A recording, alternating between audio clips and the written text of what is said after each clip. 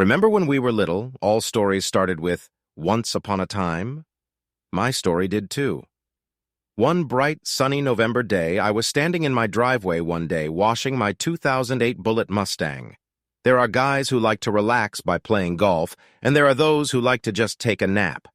But I was washing my car, relaxing, and letting my mind find the answers to my problems. I was living on borrowed time, and I knew it. Strangely, what I thought I knew and what was going to happen were two different things. According to the weatherman's forecast, the warm weather we've been experiencing in late fall may last another week or two. That will give me at least 7 to 14 extra days of riding the Bullitt. After that, I'll have to put it away for the winter and drive my Jeep. I had all my favorite Turtle Wax ice products laid out in the cart and was about to finish the interior and then start on the exterior when all of a sudden an impaired vehicle drove down my street and stopped in front of my house. I recognized the driver, or at least the person behind the wheel. It was my wife's mother, Judy. She got out of the car, leaving it at an angle in the middle of the street, and ran down my driveway.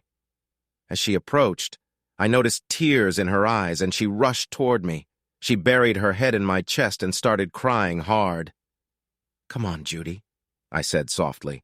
"Let's go inside and you can tell us all about it." I led her into the house and sat her down at the kitchen table. "He's such an asshole," she cried. "Judy, would you like something to drink?" I asked. "Do you have tea?" she asked between sobs. I nodded, brought her a cup, and made tea. "Judy, give me your keys so I can get your car off the street before someone hits it," I said. She handed me the keys, and I carried her into the living room where she would be more comfortable. I yelled upstairs and called for my wife Penny to come down. I slipped out the back door and moved Judy's Accord into the driveway behind my Mustang, but not too close to it. I didn't want the car to get mad at me. When I returned to the kitchen, the tea was ready, and I carried it in the tray of sugar, milk, and a large piece of chocolate cake that Judy herself had brought the day before into the living room. I placed the tray in front of Judy. "Thank you, Donnie," Judy sobbed. "Penny, you are so lucky to have him." "You'll probably never have to worry about your husband cheating on you again," she said. I was shocked. I couldn't believe that Ed, Penny's father, could cheat on Judy. I started to walk away, but Judy grabbed my hand. "Donnie, you're part of our family too," she said, "and I want to talk to you." "Okay, Judy," I said. "Why?" she asked me. "Why is he doing this?" "What's he doing?" I asked. "What is it about you men that makes you cheat?" she asked. I started to feel uncomfortable. "Mom, when I was in college, we learned that males are genetically predisposed to spread their seed to as many willing, fertile females as possible. Maybe Dad's predisposition is an abundance, or maybe it's not his fault. Men are just born that way, and maybe some women are too. Society even laughs and looks the other way when men act this way. They say he's manly, or a ladies' man, and when a woman does it, she's a slut," Penny said. "I'm not talking about men in general," Judy said. "I'm talking about your father who swore to be faithful to me and love me, and he keeps on." "Mom, you know Daddy loves you," Penny interrupted. "He loves you more than anything in the world, but he just needs to spread his seed. You can't fight nature. All you can do is try to work with her.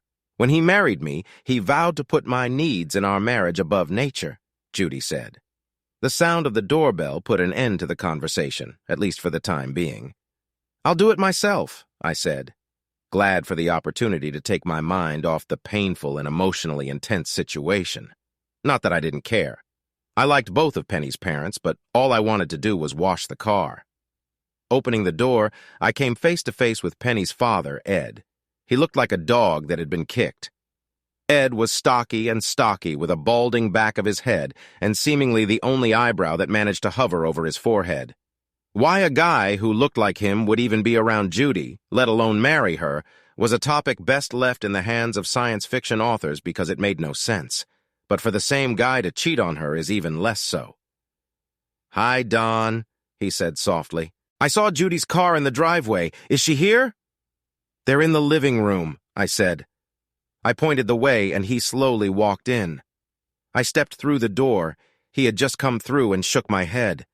I took the hose and started to hose the car down to remove any adhering dirt and debris from the coating before I soaked it up and washed it. I was just getting down to business and telling the car how nice it would feel when it was clean and rubbed to a shine again, when a giggle was heard from behind me.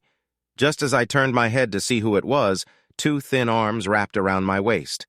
A lock of brown hair fell over my shoulder. "Donnie, do you love me?" she asked. "Of course I do, Penny. You already know that," I said. "I'm having a family crisis here, honey," she said. "I need some help. I need you to grill some steaks and help me talk my mom down. They might actually go for a divorce this time." "Has he done this before?" I asked. "Several times," Penny said. "They love each other so much, but they keep doing it. I can tell Dad is really serious about stopping this time. He even suggested they get help. The rest of the time he said he didn't need a psychiatrist playing with his head, but now he's finally realized that he probably can't quit on his own. And my mom knows he loves her." "Maybe she should do something more than that," I said. "What do you mean?" Penny asked. "Look, honey, they're both adults. They're older than we are. They know they have to take responsibility for their own actions and the results of the choices they've made. So maybe if your mom refused to put up with this a long time ago, she wouldn't be going through this now. And maybe if she had, your dad would have realized that if he kept doing it, it would end up costing him in the end." "I don't understand you, honey," Penny said. I said, "Okay, I'll put it simply," I said. "If I was your mom the first time I caught him cheating, I would have divorced him. I heard you tried to tell her about his character and all that, but to me that's just total bullshit. It was like you were justifying his actions. And he needs to realize that every time he goes out and does that, there's a chance he's going to lose his wife and his family." Penny looked at me like she was shocked. Then she tightened her lips and they quivered. I realized she was moving into a fight, flight, or tears reaction. I watched her say nothing, and then her tears started to flow. I wrapped my arms around her and told her to calm down. I would do anything she wanted. "Donnie, this is easy for you. Your parents aren't the ones talking about breaking up. Your parents were perfect. That's why you never went through this. I don't want my parents to split up, and I don't want them to live the rest of their lives alone. When we have kids, I want them to have two grandparents who love them, and I want us all to be one big, happy family. I don't want to worry about not being able to invite one of my parents to a birthday party or barbecue because the other one won't come if they're there," she laments. "Okay, honey," I said. "I'll help. I'll cook the steaks and you can send your father to talk to me while you talk to your mother. Maybe when the food is ready, you two can join us on the deck and we can get them talking." I philosophically disagreed with what I was doing, but I loved Penny like flowers love rain. I could also understand her need to try to keep her parents together. Most of us don't want to see our family fall apart.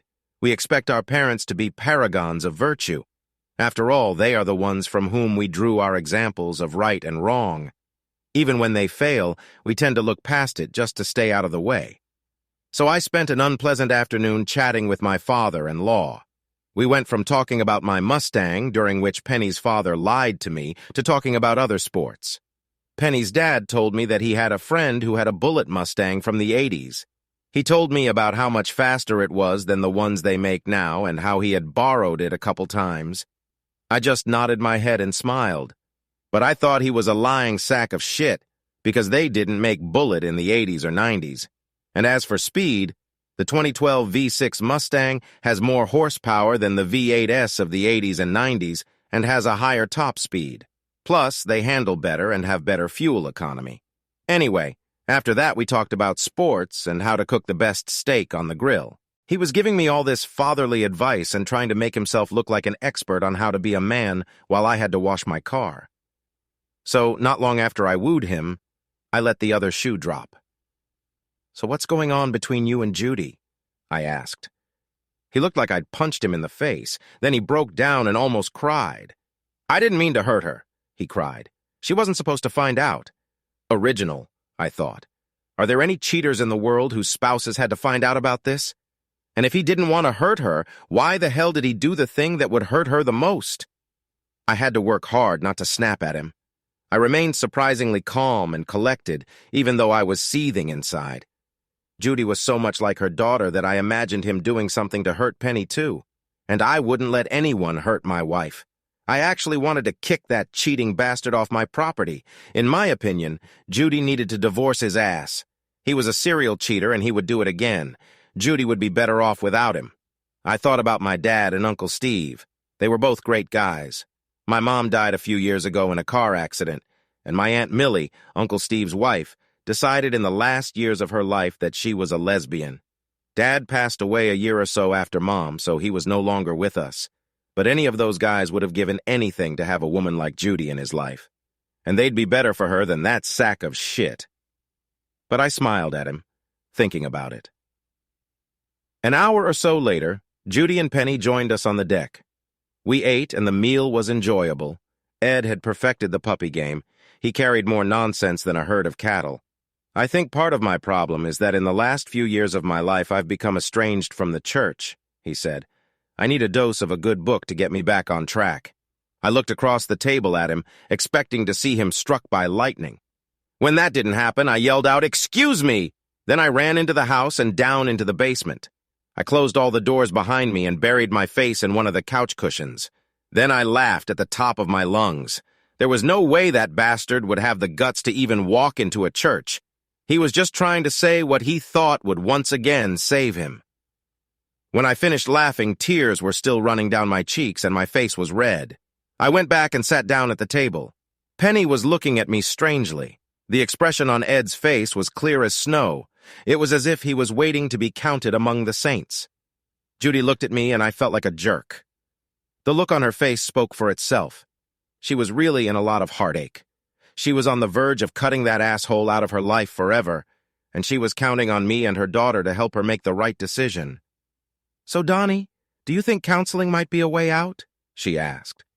I looked at Ed, who gave me a barely perceptible nod, and I looked at Penny, who was standing next to him, trying to save her parents' marriage. She, too, nodded almost imperceptibly. Then I looked into Judy's eyes. Only there wasn't a trace of deception in her eyes, and I had done it. I did it for purely selfish reasons. Counseling is supposed to help you sort out problems in your marriage, I said. If you get a good therapist, they will sometimes help you see things in yourself and in the relationship that would otherwise go unnoticed. They can help you see patterns of behavior that aren't visible to the average person. It wasn't actually a lie. I heard it on a program about therapy on the Science Channel, so it was probably at least partly true in some situation. Judy looked me in the eye and believed me. She nodded her head and said, "Okay, we'll give it a try." She reached across the table, took Ed's hand, and smiled at him. Penny looked at me. I felt like a battered turd. I'm a carnivore. Sometimes I only eat meat and don't eat any vegetables to shove more steak or roast down my throat, but that day I almost threw up from the steak. I felt like crap for what I had just done. "I don't mean to interrupt you to lovebirds," I said, "but I need to show Ed one more thing about my car." While the ladies cleared the table and put the dishes in the dishwasher, I took Ed out to my garage. "Hey, your car isn't in the garage," he said, smiling. "It's in the driveway." I grabbed him by the throat and slammed him into the garage wall with such force that the clock on the wall inside the garage fell and shattered on the concrete floor. "Bastard.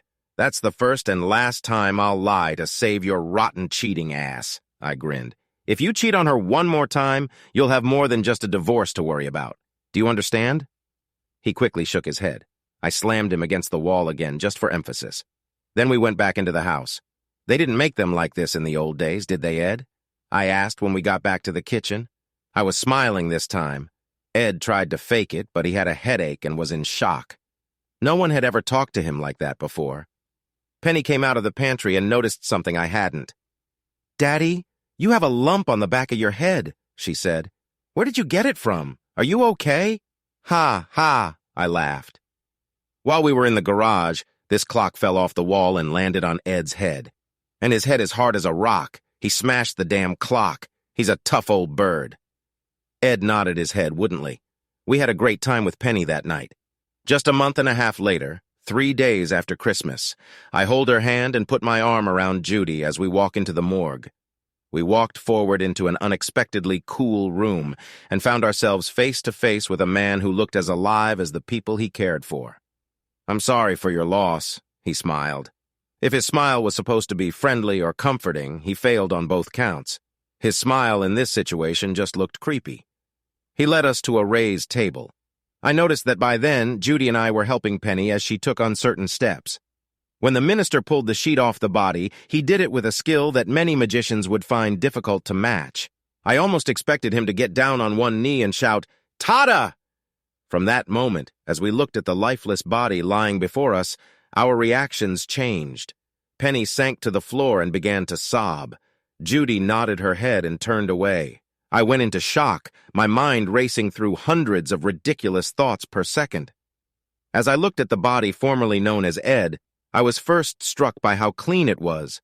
Then my brain kicked in and reminded me that they had probably cleaned the body for the autopsy they would be performing soon. I wondered how much an autopsy cost. I counted at least 8 or 9 wounds. "Can you identify the deceased?" the minister asked. Both Judy and Penny nodded their heads mournfully. "Do you have a question?" the crypt keeper asked. "No," I said, realizing how stupid my thought had been. "Once again, I'm sorry for your loss." "Have a good day," he said, turning away.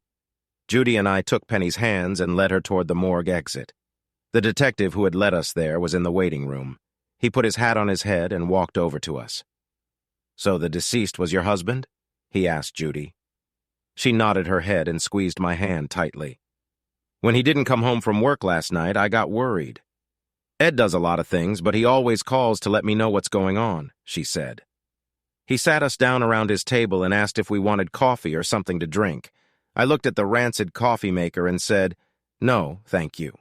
"What happened to him?" Penny asked. "I can't reveal specific details of the ongoing investigation," he began. "But hell, it'll still be in the papers by the time you get home. Your husband, or your father, young lady, was found at the Sly Easy Motel on Sycamore Avenue. A hysterical woman was also on the scene. It took us most of the night for her to calm down enough to talk about it and say anything coherent. Apparently she and your father slept together in this motel and were discovered by her husband. He kicked in the door and found the two of them together. He kept the last bullet for himself. You better go back to the morgue and say goodbye," Judy said softly. "Ma'am, I'll ask the coroner not to hurt his face," the detective said. "That won't be necessary," Judy said. "Oh, that's not a problem," the detective said. "We do it all the time, and there's nothing to investigate in this case. We have videotape that shows the guy kicking in the door. Your husband was already gone, and there's no way the woman could have moved around the room without leaving footprints." "Detective," Judy said, Isley. "I meant it's not necessary. I don't care where he's buried." Judy stood up, and I rose with her.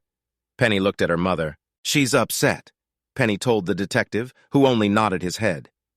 As soon as we drove away from the detective's office, Judy's resolve weakened, and she began to cry, resting her head on my shoulder. I drove them both home and tried to make them comfortable. Throughout that day, people who had learned of Ed's death stopped by to offer their condolences. My neighbor Tanya came in with a tray of delicacies. "How are you holding up?" she asked. I shrugged. "It's okay, honey, we're friends," she said. "I know you spent a lot of time with the old man. I used to see him a lot when he came to visit. He used to talk to you while you were pleasuring the queen of the neighborhood." Tanya, of course, was talking about my Mustang. She always told me that if her husband Rick spent as much time on her as I did on my car, she would be a happy girl. "Actually, Tanya," I started. Then I lowered my voice so no one else could hear us. I couldn't stand that old bastard. He was a serial cheater. It was just in his nature to cheat. "You can't go against nature," she laughed. "And Judy is so sweet," I continued. "I don't know how she put up with him for so long. After she gets over his death, she'll be better off without him." "You're high," she laughed. "Women aren't like that, especially her generation. He was her first lover, her first husband, her first everything. Why do you think she kept forgiving him? She loved him, stupid. She couldn't imagine herself with anyone else. They're like magnets. They're so drawn to each other. Without him, she'd be lost." Tanya was wrong about several things. As the weeks passed, Judy's anger at Ed continued unabated. At first, she even refused to attend his funeral. I convinced her to go for Penny's sake. Eventually, Penny got angry at her mother and at me. I told her I didn't want to speak at her father's funeral. She probably thought I was just nervous about public speaking. But truth be told, I couldn't think of a single good thing to say about the guy. One of his best friends ended up doing the whole thing. His words were memorable.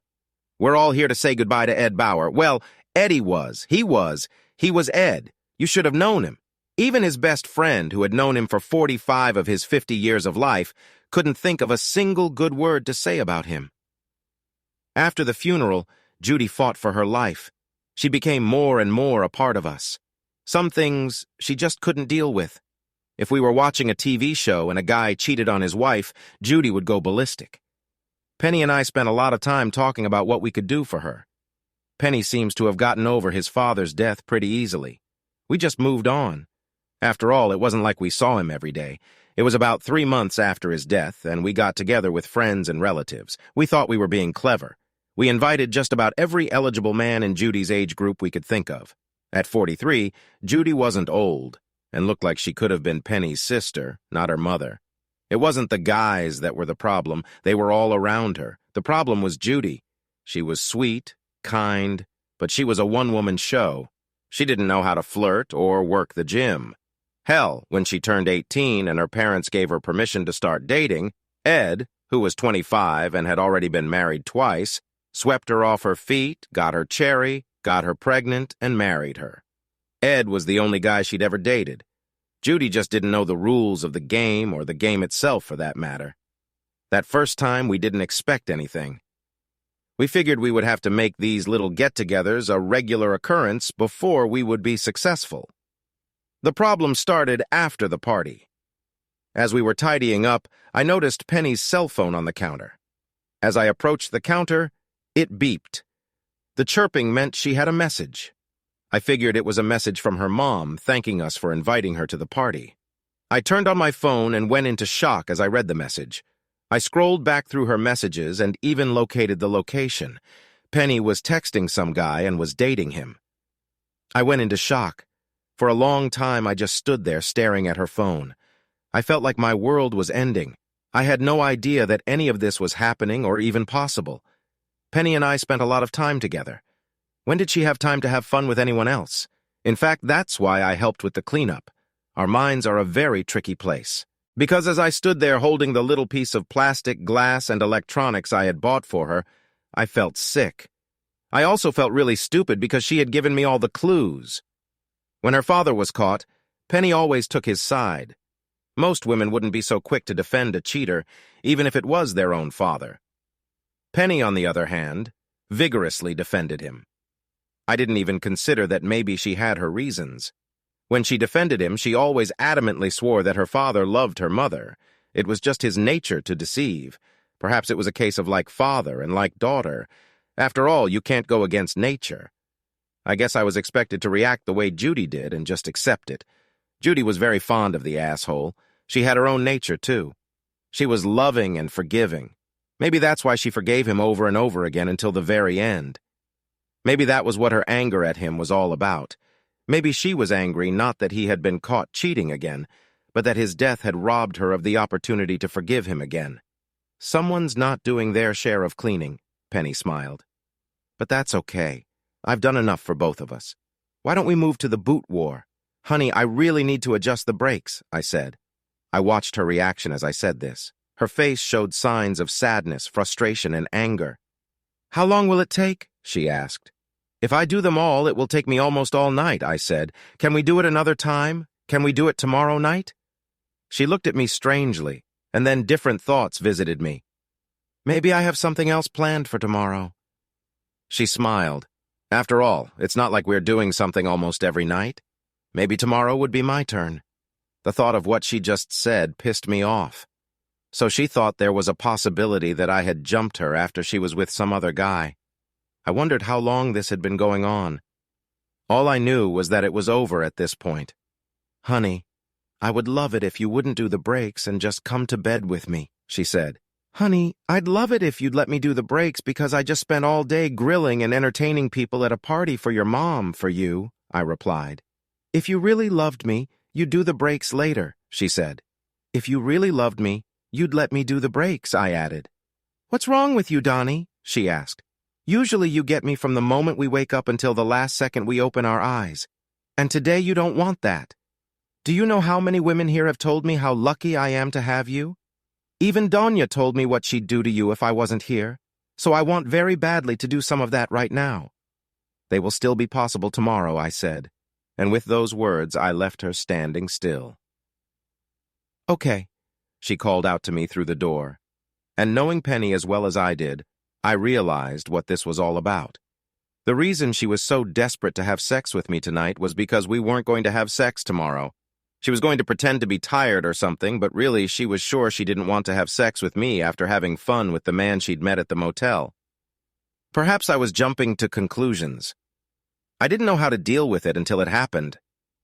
Perhaps something else was going on. I was reminded of a TV show where a woman repeatedly dated a guy, and her husband, who was insanely jealous, found out about it. The husband was a cement truck driver, and he was so concerned about what his wife was doing that he drove home in the middle of work to check on her. He saw a new Mustang convertible in the driveway and saw a guy coming into his house. He backed up the cement truck and dumped the entire load of cement into the convertible, wrecking the car. Turns out his wife wasn't cheating on him.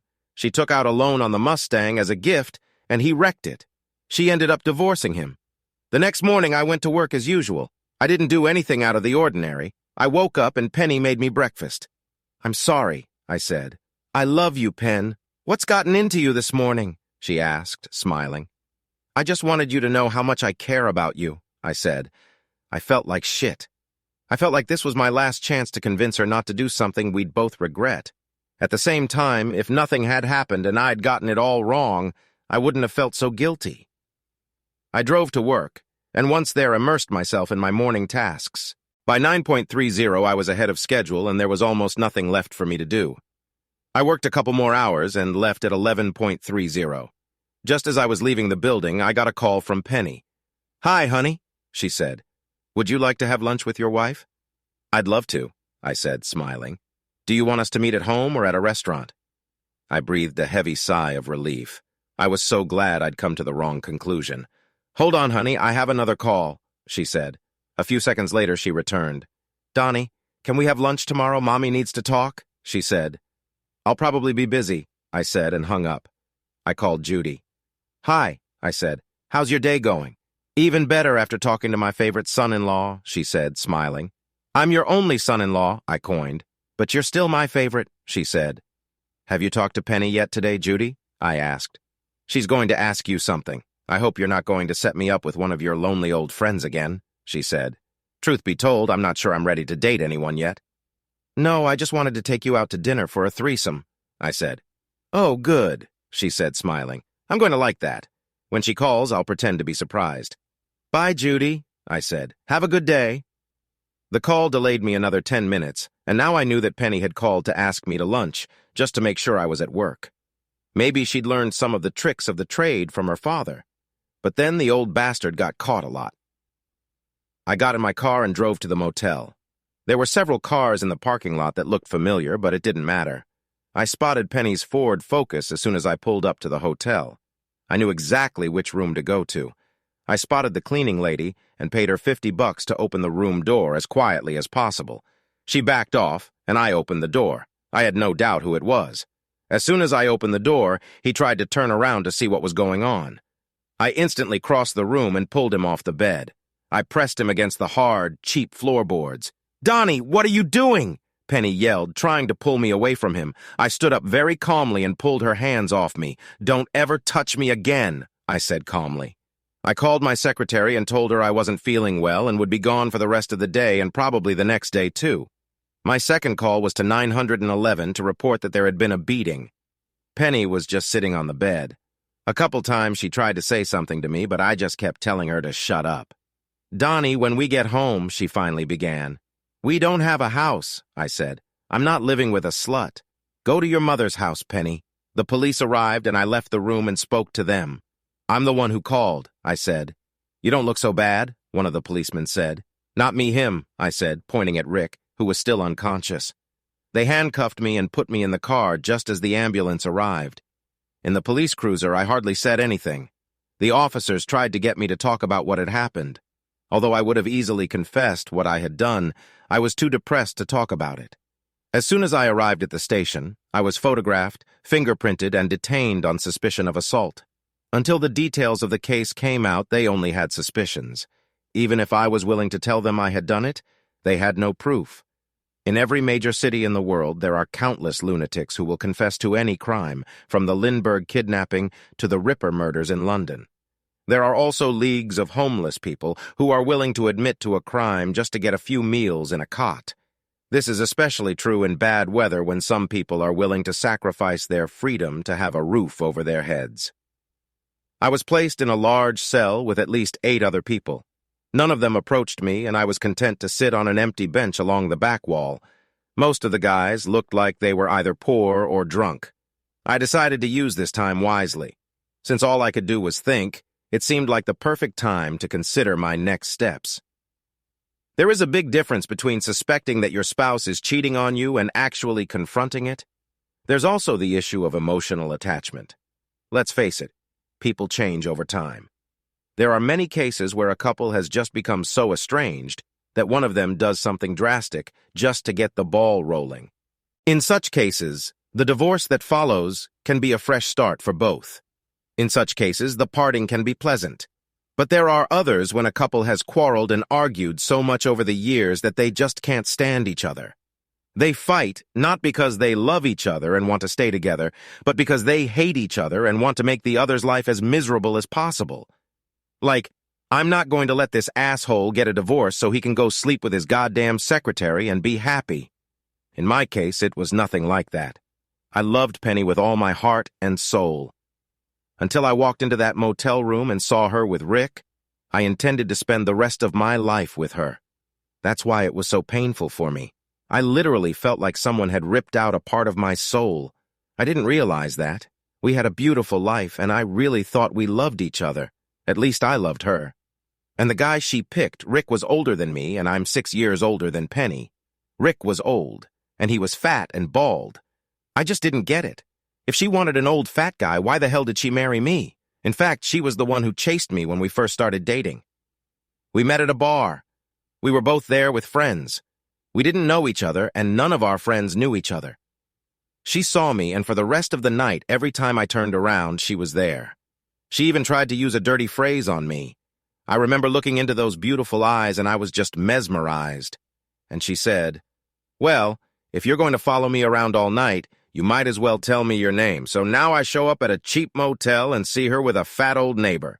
I wondered how Tanya would feel about that. Just as I was starting to figure out what to do, I heard someone calling my name. "Don Osmond!" the stout policeman called out. I walked over to him and peered through the bars as he started to open the door. Behind him and on either side of him stood 2 other policemen with their hands on the handles. "Are you guys going to shoot me?" I asked. "No, asshole." "You got bailed out," he said. "By who?" I asked. He just looked at me like I wasn't there. "Does it matter?" he asked. "What have I been charged with?" I asked. "And who bailed me out? How long have I been here?" "Look, buddy, you've got too many damn questions," he said. "Do you want to get out or not?" "Officer," I said, "I know you deal with a lot of people in a lot of different situations, and that puts your perspective on everyone. You've heard it all too many times to repeat, but this is a new experience for me. This is the first time I've been in jail for any reason. So if you could take a minute and answer a couple questions for me, it won't take up much of your time, but it will make a big difference in my life." The other 2 policemen turned to look at him. "All right, shoot," he said. "It's 2 o'clock in the afternoon, and you've been here almost 2 hours. I spoke in low tones so that only he and the other policemen who kept their eyes on the rest of my cellmates could hear me. I caught my wife and roommate together in a motel room this afternoon. I admit I handled it badly. I just don't want to see either of them ever again in my life. So if it's Penny trying to bail me out with my own money because she doesn't have a job, I'd rather stay here. I don't want anything more to do with her." "Sorry, kid," he said. "That's her. She was crying the whole time. But you don't have to worry. Some fat guy and his lawyer are here to talk to the prosecutor. I don't think he's going to press charges against you. But he looks kind of sketchy, so I wouldn't trust him. Anyway, they'll only keep you here for a couple days to cool off, and then they'll let you use the ATM and bail yourself out since there's no record of you and no one died." They left, looking at me with something akin to pity in their eyes. I sat down on the bench again and noticed that many of my cellmates were watching me. They were probably wondering what the hell I was talking to the cops about and why I wasn't leaving. I knew Penny was trying to bail me out because she felt guilty. I was being honest with the cops. I didn't want anything more to do with her. At that moment, I felt bad because I had helped convince Judy to give Ed another chance when I didn't want to do it for Penny. I wondered if I felt the same way Judy did when Ed cheated on her. Ed had done it over and over again, so Judy had been through it more than once. I couldn't understand how she got through it. She had to be so much stronger than me. It's the strangest thing. If you think about a person long enough, they show up. Just as I was contemplating whether Penny would tell Judy what she'd done, my cops came back. "Hey, Osmond, there's another hottie here to see you. It's not the first one. It must be her sister. This one says her name is Judy. She's in the interrogation room. Would you like to see her?" "Yes," I said. He made me put both my hands through the bars of the bars and then cuffed me again. Then he opened the door while the others held their weapons at the ready and led me out, closing the door behind him. We walked down the hallway and into a partitioned room. There was a huge panel of bulletproof glass with small holes in some places through which people could talk. I sat down and looked through the glass at Judy. For a minute, neither of us said anything. "Hey, Donnie," she said. "What's going on?" "So Penny didn't tell you?" I asked. "She just said you beat up your neighbor and went to jail and you wouldn't let her bail you out because you were upset about it," she said. "But I know you, Donnie, and I have a bad feeling about this." "Judy, she cheated on me," I said. Her face lowered. Not with, "Isn't he disgusting?" she asked in shock. "But why? From what she told me, you're constantly, before we could finish speaking, a tall man and a cheap suit and glasses knocked on the wall." "Excuse me," he said. "Are you Don Osmond?" I nodded my head. "Can you join me in the conference room across the hall when you're done here?" He pointed to my handcuffs and the police officers uncuffed me. "He's not life-threatening. He has no priors." "Why is he handcuffed? He's here for assault," the cop said. "Although I would have done the same thing. He's actually here for whoring, not assault." "Donnie, what are you going to do?" Judy asked. "I know how you feel, so don't do anything stupid." "I'll call you tomorrow," I said. "If I get out of here today, I'll send your daughter to stay with you." I walked into the conference room and saw 3 men sitting at the table with Penny. 2 of them I didn't recognize. When I walked in, Penny jumped to her feet and Rick stood up, limping toward me. "Get off me!" I shouted. I looked at the guy sitting at the table. "If any of these assholes come near me, I'm going back to myself." Penny and Rick walked back to where they were sitting, and the guy at the table looked at them. "Mr. Osmond, my name is Willis Drummond. I'm the district attorney for this region. Literally thousands of cases come across my desk every day. Mr. Daniels is the attorney who is representing your neighbor. Anyway, Mr. Daniels has a suggestion that would allow everyone present to leave immediately, sort of without prejudice." "What are you talking about, Willis?" I asked. "Why don't you tell him, Charlie?" He turned to Daniels. The lawyer looked at me and spoke as if he and I were old friends. "Don, what happened here is an unfortunate situation. The emotional damage alone is terrible. There is no reason for you to leave this room with a criminal record that will cause you problems for the rest of your life. These are very serious charges. We're talking assault and battery, plus intent to do grievous bodily harm," he said. "Don't worry about it," I said. "With my education and specialty, my employer and future employers won't care." He swallowed. "There's no need for an innocent person to get hurt because of some fun that got out of control," he said. "There's no reason for that to happen." "Who in this damn room is innocent?" I asked. "Just me. I'm the one who got hurt here." At this point, Penny began to cry. "I thought I had a woman I could love and be with for the rest of my life. I found out I didn't. I thought I had a neighbor, or rather a friend, living next door to me that I could trust. I found out that wasn't true either." "Donnie, what about Tanya?" asked Rick. "Tanya has never done anything wrong to you. Why should she be hurt in all this? Tanya deserves to know what kind of skunk she's married to. She doesn't deserve to be cheated on and lied to." "No one deserves that," I said. "Tanya is beautiful. She'll come back. Eventually she'll meet someone who will be much better for her than you are. She'll be fine. Maybe we'll get through this together. She doesn't need some fat-ass windbag." "No!" he shouted. "Please don't tell her." Daniel started trying to speak again. "Here's the deal. My client agrees not to press charges against you, and you're forgetting that all of this happened." "I agree to the charges," I said. "I also agree to a jury trial. When 12 of our peers find out why I beat the crap out of your client, They'll make him and you tie each other up and tar and feather each other. I will also name him in my divorce case and sue him for everything I can. I will testify to what I saw in Tanya's divorce case as well, I said. That's my plan. All four of them huddled together and were talking in low tones. Rick and Penny seemed to be arguing. Finally, they looked at me again. "What do you want?" they asked. "Nothing," I said. "I won't say anything to Tanya. You have my word on that, and I won't sue you or name you in the divorce. But you must testify in the divorce if necessary and deny the charges. You also agree to never speak to me or come within 50 feet of me or my things without my permission." "Sold," he said with a wide grin on his face. "Hey, wait a minute. I know I'm about 50 feet from her right now, but it won't start until I step away from the building, right? Rick, I don't care what you do to her. She's not mine anymore. Once my divorce is settled, I'll never see her again. She's all yours. Can I go now?" "No, Donnie," Penny shouted. "No, we're not doing this. Willis, could you walk me to the counter so I can get my things? I need my wallet so I can get a cab home." As I walked down the hallway, all I could hear was the sound of Penny crying. When I got home, Tanya was in the yard. She came to the fence and talked to me. "Where have you been, stranger?" she asked. "My husband got into the wrong neighborhood and they robbed him. They blacked out both his eyes and broke his nose, poor little guy." "It's hard, Tanya," I said. "I'm sorry to be so abrupt, but I've had a rough day too. We'll talk later." "Hey, send your wife over here," she said. "Tanya, I don't have a wife anymore," I said, and walked out into the house, leaving her in shock. As soon as I entered the house, the phone rang. I noticed it was Penny's cell phone, the same phone that I had used to find out what she was doing. I just let it ring until voicemail answered the call. After the 5th time it rang, the phone went silent and abruptly turned on again. This time it was Judy's home number. I picked up the phone to tell Judy to call her daughter off. "Judy, can you?" I began. "Honey, you have to." I hung up the phone. It was about a half hour before the phone rang again. I looked at it. It was Judy's cell phone. I picked it up and didn't say anything. "Donnie, honey, are you here?" she asked. "Hi, Judy," I said. "I had to give Penny hot tea with a couple sleeping pills. She left. She's out of her mind. She's crying and screaming and blaming everyone for ruining her life." "I don't doubt it," I said sadly.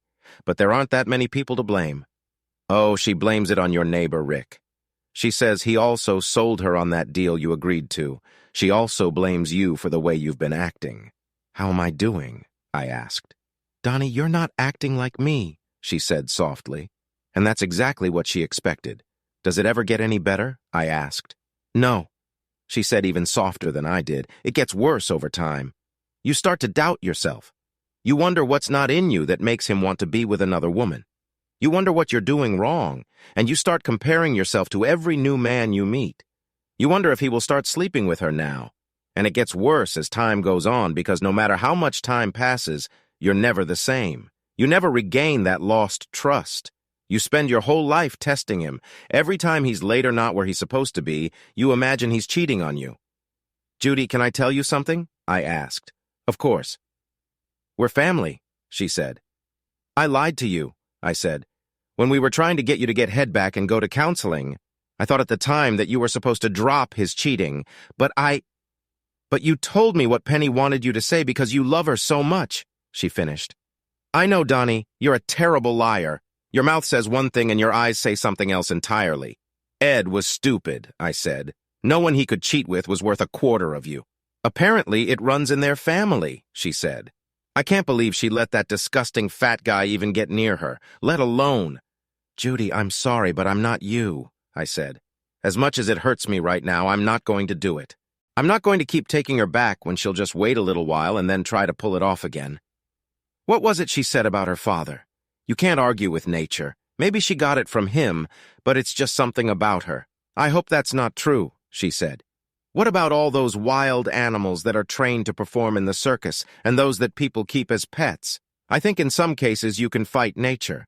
But Judy, these are very rare cases, and they require a lot of work in a reward system. With circus animals, you have to start training when they are very young.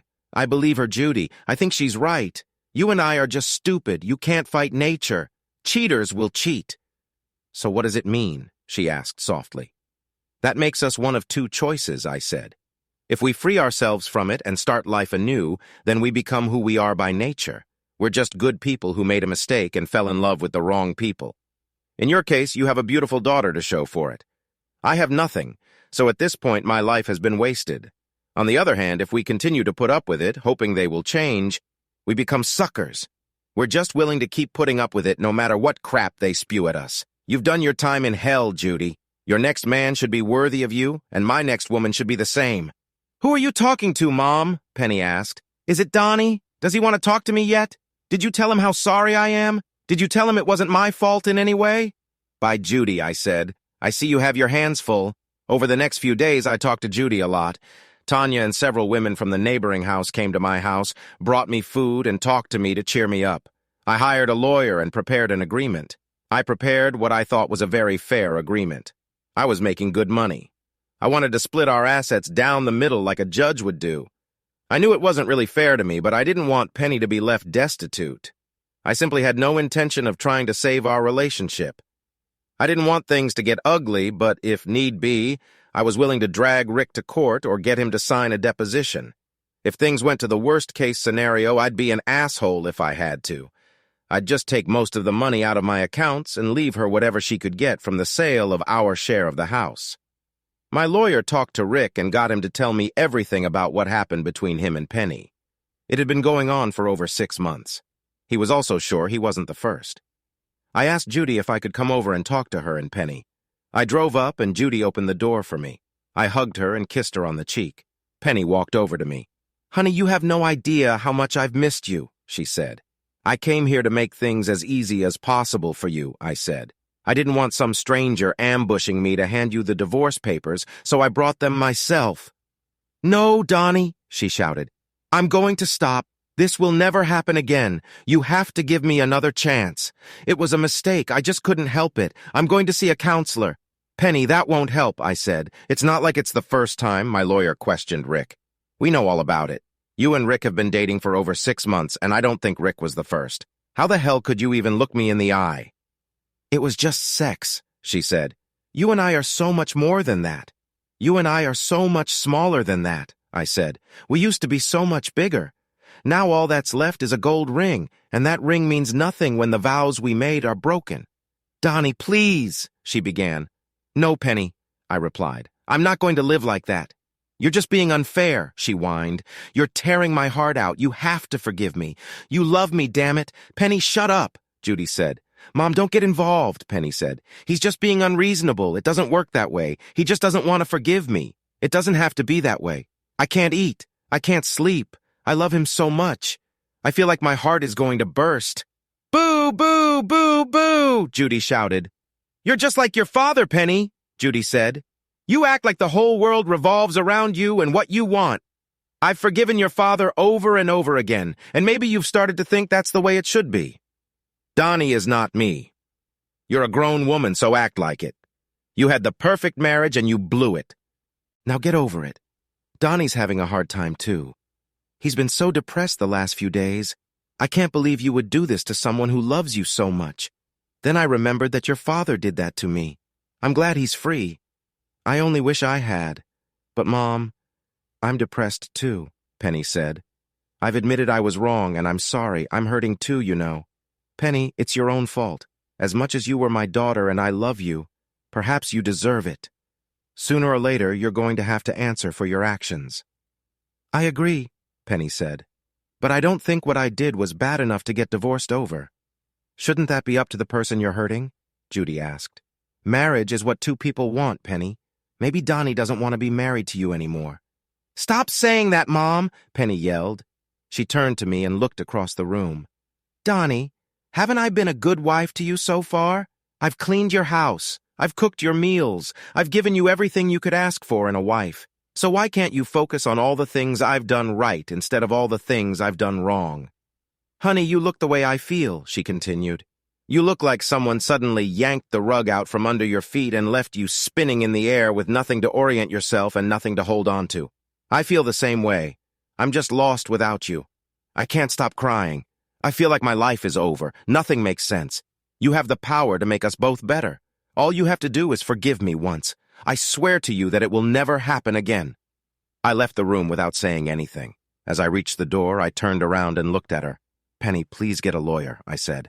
"I want to get this over with as soon as possible. I need a fresh start in life."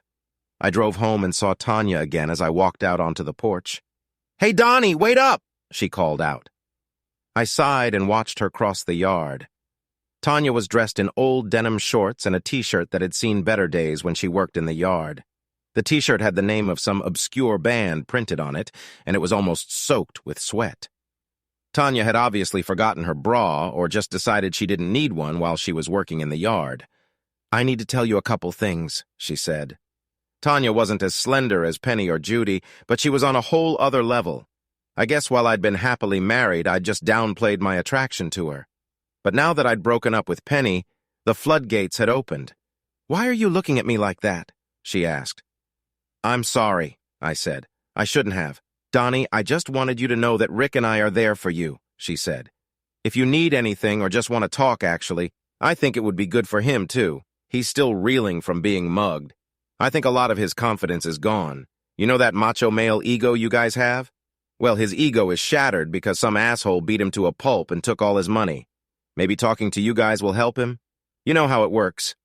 When you have to help someone through problems, you feel strong. I think it might be good for Rick. I'll send it over in a little while, but I wanted to do something for you, too." "You'll be fine," she smiled.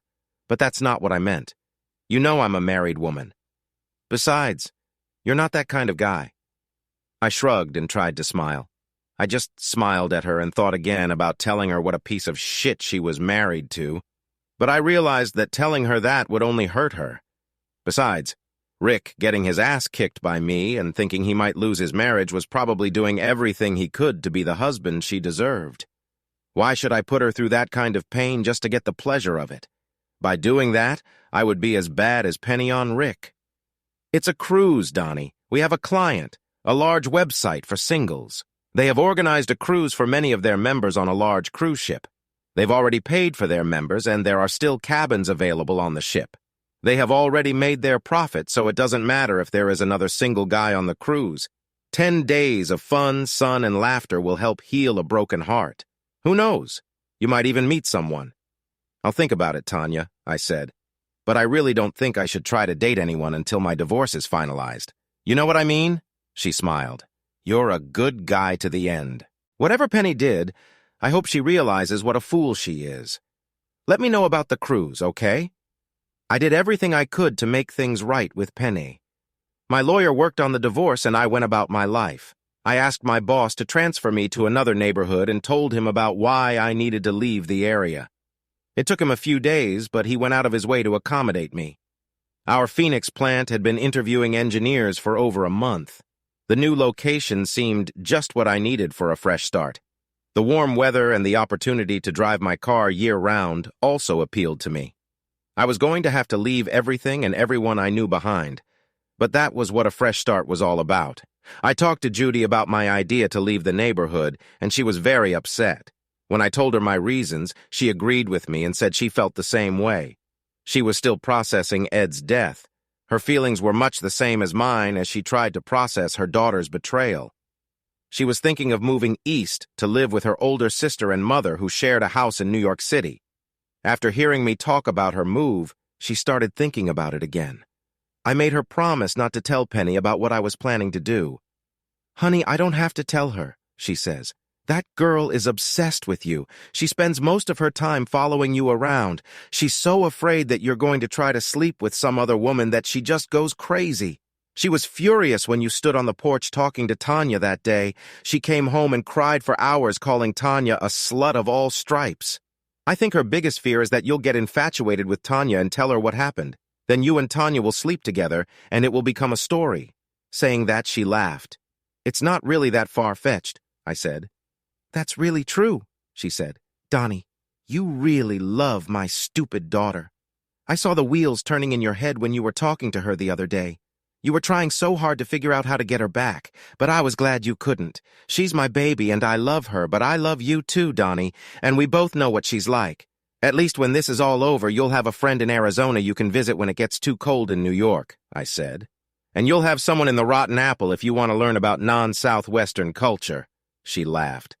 Donnie promised me we'll keep in touch. I don't have a choice, I said. I've only had 2 people I've loved, and one of them doesn't really love me. That means you're all I have left. I was glad she told me about Penny following me everywhere. I started following her whenever I went anywhere.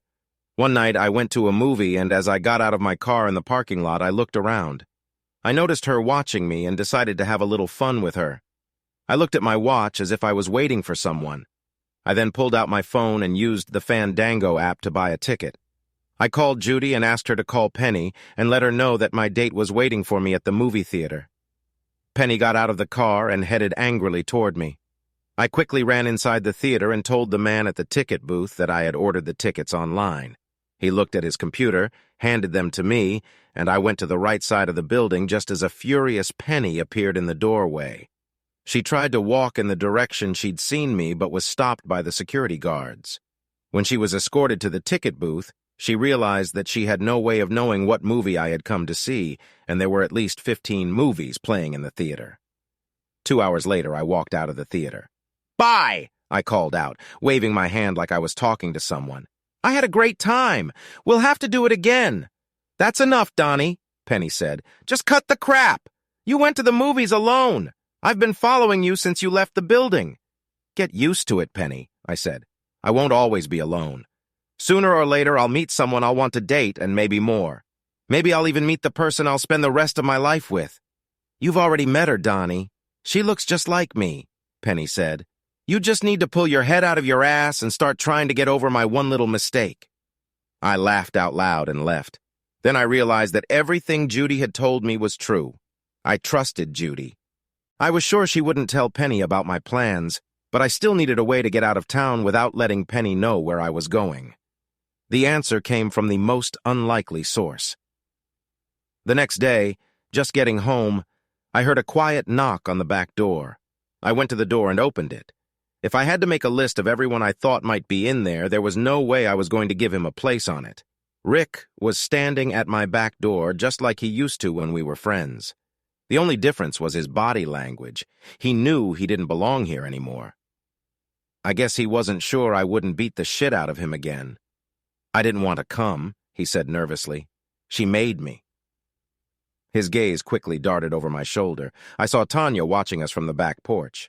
She smiled and waved. "Come on in, buddy," I said loud enough for my voice to reach their house. "I did everything you asked," he said nervously, "and I'm grateful you didn't say anything to Tanya. But if Tanya hadn't made me come here, I would have had to call you anyway. We have a problem. We don't have a damn thing in common," I grinned. "We don't have anything in common." "That's very true," he said. "But none of us want Tanya to get hurt, right?" I nodded. "And we both have issues with your psycho ex," he said. "She's threatening to tell Tanya herself if I don't try to help her get you back. She says it's not fair for one of us to keep our marriage if we've both been cheating. She came to me yesterday. She's blackmailing me into giving her information about you and wants me to pressure you to get her back." I just looked at him. If he was hoping I'd be sympathetic, he was in for a disappointment. Suddenly I realized I could use him to solve my problem. "Rick, do it," I said. He looked at me strangely. "Does she know about the cruise Tanya organized for me?" I asked. "I don't think so," he said. "That's your information," I said. "Give her all the information about the cruise. That should keep her happy for a while. It will be especially good if you tell her that you tried to get me to forgive her. Let her think that if we're on the ship together and there's nowhere else to go, there's a chance we'll talk." "All right," he said. "I'll do anything to save my marriage." I just stared at him. "You may go," I said. The next day I got a call from Tanya. "Donnie, Penny somehow found out about the cruise. Should I book her on the wrong cruise or something? Or do you want me to book her in the same room as yours or close to it?" she asked. "I can book you two together, although this is a singles cruise." "Tanya, don't you get a commission on the cruises you book?" I asked. "Well," she said, "but I don't need to try to get rich at the expense of my friends." "Tanya, make that bitch pay in full," I said. "You'll be doing me a huge favor, and you're going to help me more than you can imagine." "Are you two back together?" she asked. "No chance," I said. "But why?" she asked. "What are you two mad about?" "She cheated on me, Tanya," I said sadly. "I walked in and caught them. There was no chance of a mistake or misunderstanding. I saw them with my own eyes. There's no chance of us being together again. I just need to get away from her. Over the next few days, I started preparing for the move. I looked at houses online. I contacted moving companies and called the new office in Phoenix. Everything was ready for the move. I was still on the phone with Judy. One of us called the other at least twice a day. The saddest day before I left was the day Judy left for New York. I stopped by her house to say goodbye, and naturally, Penny was there. She had been so busy preparing for the cruise that she hadn't followed me the last few days. She smiled at me as she opened the door. "I miss you so much, honey," she said. I ignored her and headed toward Judy. Judy hugged me as tight and long as she'd ever hugged me in her life. "I wish you'd hug your wife like that, not my mom," Penny said. "In a way, it's good that Mom is going to go live with Grandma and Aunt Nina. I think you're confused about who you care about." Judy and I laughed and stepped away from each other. Penny was taking Judy to the airport. I said goodbye and promised to call Judy every day. "I wish you'd call me so we could talk," Penny said. "You do realize you're wasting your time, right? This divorce is going to drag on for decades. By the time we get to court, you'll have forgotten why you wanted to divorce me. I also know that you withdrew a large amount of money from our account. I didn't say anything about it because I did it too. Isn't that a strange coincidence?" Once again, I just stepped away from her. She was so happy. She seemed like she was about to explode at the thought of the two of us going on a cruise. She acted like we were going on a second honeymoon, not the two of us going on a cruise on the same ship, but not together. In fact, the possibility that I might sleep with other women while she was there never crossed her mind. 3 days later, I was ready to set off on my trip. Tanya had prepared everything I needed to make sure that I would have everything I needed on the cruise. Just before the ship left, I called Penny. "Penny, I won't be home for about 10 days, I told her. "If you need to let me know anything regarding our divorce, you'll have to see my lawyer." "Thank you for telling me," she said cheerfully. "I hope you enjoy wherever you go. Maybe when the trip is over, you won't want to get divorced again. Maybe something will happen during your absence that will remind you of how much I love you and that we need each other." "Not much chance of that," I said, laughing. She laughed, too. "Is it so hard for you to admit that you still love me, Donnie?" she asked. "No, it's not," I said. "I still love you. I just want you to love me enough to make me enough for you." "It is, you fool," she said sadly. "Have you ever heard the expression, once bitten, twice shy? In our case, it means I've seen what my life is like without you, and I'm not going to do it again. Yes, Donnie, I'm human. I made a mistake, but love had nothing to do with it. Something drew me to Rick, and even I don't know what it was. Maybe we'll find out when we go to therapy, but you're the only man I've ever loved." "Since you're so fond of old sayings," I said, "have you ever heard that you can't fight nature?" She looked at me strangely and only sighed when I hung up. 6 hours later, the ship was at sea. It was almost out of cellular range when my phone rang. I looked at the screen of my iPhone and smiled. Looking out the window, I watched the scenery go by. And yes, I know that windows on a ship are called portholes. Penny may have had a porthole she was looking out of, but I had a window. "Where the hell are you?" she shouted. "I've searched the whole damn ship and you're not on it. Who said it was?" I laughed. "How the hell are we going to get back together if we don't spend time together?" she yelled. "You won't let me come home. You don't touch me or let me touch you. You barely talk to me. I'm going crazy. I love you, Donnie." "Okay, Penny," I said. "Once the cruise is over, I'll have to cool off. You can come home, but we won't sleep together. I swear I'll do whatever it takes to get a place in your bed and in your heart again," she said as the phone rattled. "I love you, Donnie." Then the phone went silent. I was still laughing as I crossed the border into yet another state. I took the time to call my only friend. "Hi, Judy," I said when she picked up the phone. "Donnie," she squeaked happily. "God, it's been so long since you called me." "Almost 4 hours," I said, laughing. "I'm beginning to think I've made a mistake," she said. "Do you have any idea what it's like to live with 2 stuck-up old women?" I started laughing. Judy always lifted my spirits. "Stop lying, Judy. I can't believe anyone could not want to be around you," I said. "Donnie, do you know what time is?" she asked. "They say time heals all wounds," I said. "They're wrong," she said seriously. "I guess I forgot that my sister and I just never got along. She and Mom were together so long that their personalities became similar, and now I can't find common ground with either of them." I laughed again. Do you check your rearview mirrors to make sure you're not being followed? She asked. It's hard to keep up with a truck when you're on a ship, I said. Now it was her turn to laugh. I'm not going to ask how you sneaked her onto the ship without you, she said. Remember the Calgon commercial? Said I. I had my own ancient Chinese secret. I love that commercial, she said. I guess I should go make Mommy's tapioca. Drive safe, honey. I arrived in Phoenix late in the afternoon the next day. The first thing I did was get my Mustang off the trailer and into the garage. I was so relieved that it would never have to endure cold winters again that I didn't pay attention to the heat and possible sun damage to the paint. I spent the next few days getting everything settled and set up in my new home. I made appointments with the cable guy and all the other guys to come in and do their thing. But when all was said and done, the house was beautiful. But it didn't feel like a house, just a place. The day before I was supposed to report to my new job, it happened. My cell phone rang. I picked it up without looking at the screen. "Where are you?" she hissed. "Why is all your stuff gone? You said I could come home. Since you called from home, you must be home," I said. "That's what you wanted, isn't it?" "You know perfectly well that's not what I wanted," she hissed. "I don't want an empty house. This is almost as bad as that ridiculous divorce you're pushing for." "Don't worry about the divorce," I said.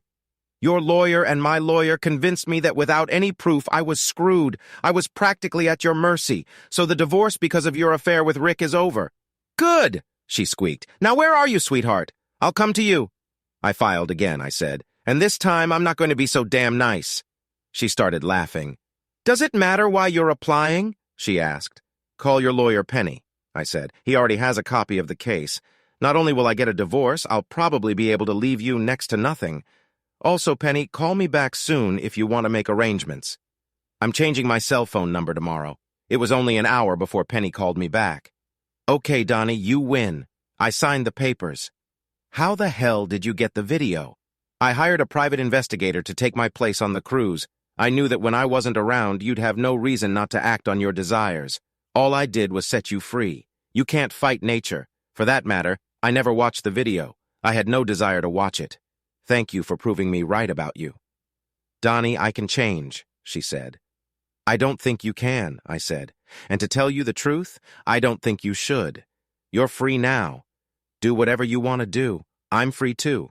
I can find someone who will love me the way I need to be loved." "Donnie, you just don't understand," she cried. "It's me. Don't you get it yet? My father loved my mother more than anything in the world. Yes, he cheated on her. But it didn't mean a damn thing. It was just sex. He and my mom were in love. That's why she could never let him go. And you and I are the same.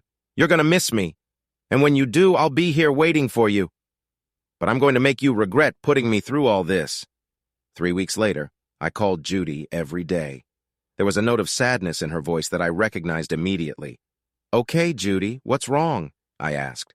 "I'm fine," she said. "I'm just a little out of sorts. Judy's trying to take all this shit out on someone who doesn't know you," I said. "Tell me what's wrong." "Donnie, moving here was a mistake," she said. "I spent most of the money I got from selling the house to pay the taxes on this place and make some improvements. Now I'm stuck here. I have money left over from Ed's pension, but it's only a monthly check to cover my expenses. I don't have enough money to move anywhere else, let alone buy another house.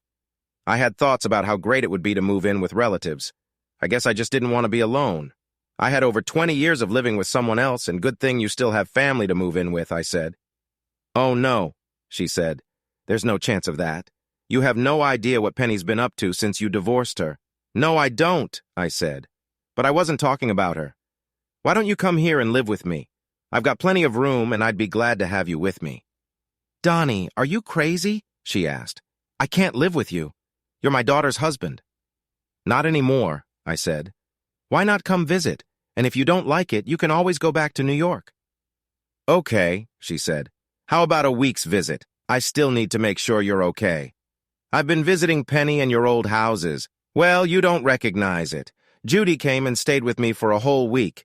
She had so much fun that when it was time to leave, she didn't want to. We did everything together, and we had fun. She made me go and see all the sights in the neighborhood that I hadn't made time for before. We also went shopping, and she talked to me into buying a lot of things for the house. In just a week, my house started to feel like home to me. I dreaded the thought of her leaving. She didn't say a word to me, and I decided that I would drive her to the airport the next day. That morning, she made me breakfast and asked me why I was so depressed. "Our week is over," I said. "I'm going to miss you very much. Can you come back and visit me again soon?" "No," she said.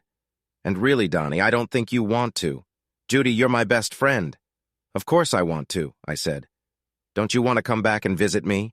"No," she said, smiling. "Because if I come back to visit you, it'll mean I'm gone, and I don't want to do that." I smiled and grabbed her.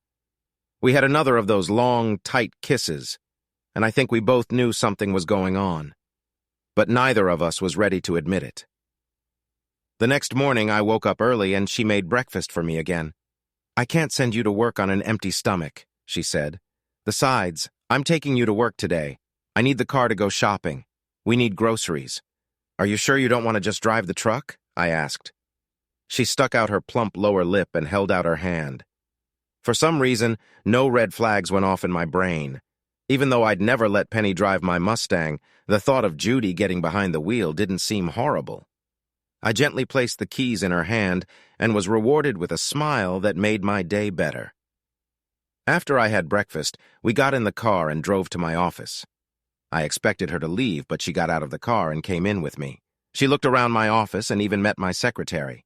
She smiled and led me to my inner office. "So why haven't you slept with that one yet?" she asked. "She's not my type," I said. "She just laughed and said she'd pick me up after work. I came home in the evening and we grilled steaks on the deck and watched the sunset. I noticed that she didn't just go shopping that day.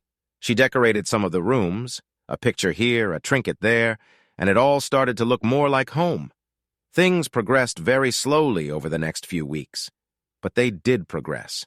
I think what I had always felt had somehow crept up on me anyway. It got to the point where I just lived in the evenings with Judy. Sometimes we'd take long drives on deserted roads and photograph landscapes and scenery. Other evenings we'd head into town to see a movie or try a new restaurant. But most of all, we both enjoyed quiet evenings at home. I honestly think I was the one who kept suggesting we go out. I think I was afraid that things might go wrong if we were alone together too much. I think we had been living together for about 5 months when it happened. It was Judy's birthday, and I wanted to take her out on the town. I bought her a present, a diamond necklace, and I made reservations at one of the swankiest restaurants in town. We had a great dinner, and a strolling violinist serenaded us, ending with a rousing jazz version of Happy Birthday. I pushed the box across the table, and her eyes lit up.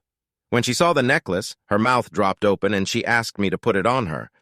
I noticed that she was smiling, and then I noticed that she was pointing behind me. I turned around and finally noticed the waiter behind me. "I was just saying, sir, that your wife is the most beautiful woman here," he said. "You're right about that," I said. "Donnie, you should say thank you, silly," Judy giggled, or at least correct him. "He thought we were married." "I couldn't thank you enough," I said, "because that would have meant that I had something to do with you being so beautiful." I couldn't correct him because I don't have a problem with anyone thinking that we. "Are you ready for dessert?" "Yes," she said. "Can we take it with us? And can we eat it at home?" I don't think anyone can imagine how pleased I was to hear her say those words. All the time she had lived here, she had called it my house, which had become home. Hearing her call it home gave me a warm feeling. When we got home, it seemed like the perfect ending to a wonderful night. It seemed strange to me. Maybe I'm getting old by the time I'm 30, but I was happy. I didn't need anything else. When we got home, we made love, and after a shower, we collapsed on the bed. "I love you, Judy," I said. 5 months, she said. "I can't believe we could do this for 5 months." "We wouldn't be able to," I said. "None of us are the type to just jump into bed with someone." "Maybe not," she laughed. "But we're both the kind of people who love very deeply and very exclusively." The next night when I got home, I had dinner and something else waiting for me. "I wanted to make sure last night wasn't an accident," she laughed. "We made it a rule. We never mentioned Ed or Penny. The past was behind us, and all we wanted to think about was the future. We had so many good times that there was no time for the past. We did a lot of things for the first time together, but the one thing we never talked about was marriage. I don't know why. Everyone we knew thought it was, but we just never brought it up. But then again, we were too busy with the present and planning for the future to think about the past. That was until it came for us. I guess we made one mistake. When Judy moved in with me, we had to move the rest of her things to Phoenix from New York. Penny went looking for her mom and her grandmother and aunt, neither of whom knew anything about our situation, happily gave her the address. After that, the comedy of bad timing began. One Saturday, I went out to buy a few things, so Judy and I could barbecue and bask in the sun and the big hammock on our deck. While I was gone, Penny showed up on our porch. Judy had no choice but to invite her into the house, hoping I would be gone long enough to get rid of her. Penny realized almost immediately that her mom didn't live alone, and that her housemate was most likely a man. Judy confirmed this and told Penny that she would meet her for breakfast the next morning. Penny drove off, but saw my car and recognized it. She didn't know the road and got lost for a while. I got home and Judy decided not to give me the bad news until we relaxed a bit. We were grilling steaks over low heat and were about to relax when we noticed someone had climbed up and was watching us over the top of our 6-foot fence. Her eyes got as big as saucers and she started screaming like a banshee. We let her in the house. "I can't believe you too," she screamed. "Especially you, Mom. What will Daddy think?" "Penny, we're not married anymore," I said. "So what are you doing here?" "I came to try to find my mother," she said. "I was hoping she knew where you were. I need a little help." "What kind of help?" I asked. "I've lost almost all the money you left me, and I'm about to lose my house. I was hoping you would give me another chance." I realized how stupid I was, she said sadly. "I'm sorry, Penny, but there's no chance of that," I said. "You can't fight nature." "Yes, you can," she said. "If you want it bad enough, you can do anything. I swear I've changed." I was talking about Judy's nature and mine, I smiled. "It's in our nature to fall in love with someone and stay that way forever. We can't fight it, but since you're our daughter, I guess we'll have to help you with the house. You go home and I'll put some money in your account, but you'll have to get yourself a job." "Why can't I stay here with you?" she asked. "Penny, just being around you reminds me of what you did to me and makes me angry all over again. It was the main reason I left town in the first place. Do you want the money or not?" "Of course," she said. Then she looked directly at Judy. "You're the one who doesn't want me here, aren't you, Mother? You know that if I had a fair chance to fight for him, you'd lose. Donnie just agrees with you as much as he agrees with me. The poor, deluded man thinks he loves you. But in reality, he still loves me. He just stays with you because you're just like me, and he knows you won't cheat on him." Judy and I both laughed at her. We had already discussed Penny and our past enough that her ramblings didn't matter to us. I preferred Judy's kindness and malleability to Penny's kindness and malleability any day. And she liked the fact that the only woman I paid attention to was her. Penny left the next morning.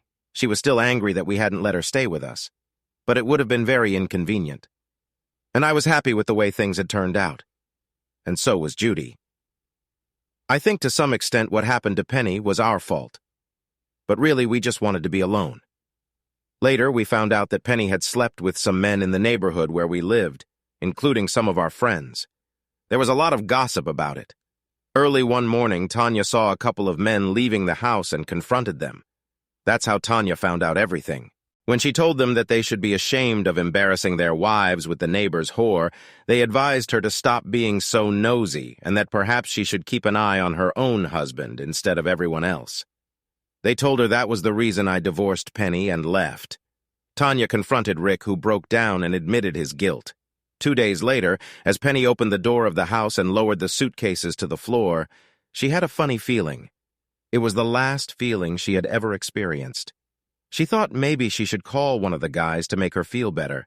Just reaching for the phone, she noticed Tanya sitting in the dark. "I always thought we were friends," Tanya said with tears in her eyes. "We're friends," said a shocked Penny. "You had it all, Penny. You had a beautiful home, a good life, and a husband who idolized you. Why wasn't that enough?" Tanya asked. "I never thought he would find out," Penny said. "I love him so much, but I couldn't control myself. I guess it's just something in me. Like my father's, I guess you can't fight nature. When you're overcome with that kind of desire, you can't stifle it." "Let me try to destroy it," Tanya said, and took a bullet straight at Penny. Tanya called 911 and waited for the police. It was ruled a crime of passion, and Tanya was sentenced to 8 to 15 years. Rick vowed that he would wait for her and visit her every week. Judy and I got married. When Penny was gone, we really were all each other had.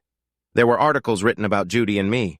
Although it happens a lot more often now, it's still big news when a woman in her 40s carries a baby to full term. We had twins, and we didn't name them Penny and Ed. We stuck to our rule of putting the past behind us. Judy and I often visit Penny's grave and talk to her. It is sad and terrible when someone dies, and neither of us wish that fate for her. Neither of us had anything to do with her death, but we both feel some guilt for it. Both Ed and later Penny were victims of their own nature. It is sad and yet poetic that Penny refused to learn from her father's example and thus condemned herself to the same death. I guess you can't fight nature after all. This part of the story usually says they lived happily ever after, and believe it or not, we did. The end. Thanks for watching. I hope you enjoyed it. So, subscribe to my channel and watch the next video.